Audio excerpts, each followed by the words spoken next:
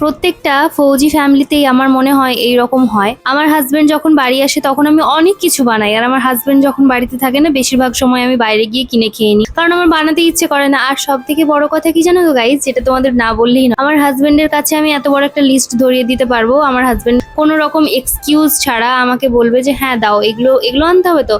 কিন্তু আমি যদি এটা সবার ক্ষেত্রে করি, এটা আমি কাউকে বলতেও পারবো না, আর সত্যি কথা বলতে আমার কাউকে বলতে ইচ্ছেও করে না ও ছাড়া। তো সেই জন্য আমি যখন বাপের বাড়ি যাই তখন নিজে কিনে নিয়ে আসি যতটুকু বানাই, আর শ্বশুর বাড়িতে যখন থাকি আমার হাজবেন্ড না হলে আমি তেমন একটা কিছু বানাই না। আর মাঝের মধ্যে যখন বানাই আমার নন্দাইকে বলি, ননদকে বলি, এনে দেয় ওরা, কিন্তু প্রত্যেকদিন তো ওদেরকেও বলতে ইচ্ছা হয় না। তেমনই আমার বর যখন বাড়িতে এসেছিল আমি ঠিক করেছিলাম যে একটু বাটার পনির আর বাটার নান বানাবো, কারণ ওই দিন ছিল বৃহস্পতিবার। জানি না কেন আমার বর যখন বেশিরভাগ আর কি বাড়িতে আসে, আমি দেখেছি বৃহস্পতিবার নয় পুজো অনুষ্ঠান নয় অমাবস্যা এই সমস্তই পড়ে আর কি। আর হিন্দু ঘরের রীতিনীতি তো অনেক, তাই আমাদেরকে সেগুলো মানতেই হয়, আর আমার মনে হয় মানাটাও প্রয়োজন। তো যাই হোক, আমি প্রথমে আর কি বাটার নান যেহেতু বানাবো ময়দাটাকে ভালো করে মেখে রেখে দিয়েছি। আর এরপরে আমার বর যে পনিরটাকে কিনে এনেছিল আর কি, সেটাকে ফ্রিজে রেখে দিয়েছিলাম, এখন কিন্তু ভালো করে পিস করে নিচ্ছি। আর হ্যাঁ, আরেকটা কথা, যেটা আমি যখন পনিরটা কাটি আর কি একটু বড় বড় করে পিস রাখি, কারণ আমার বর আর আমার ফ্যামিলি মেম্বার্সরাই তো সব খাবে, তো সেই কারণে আর কি।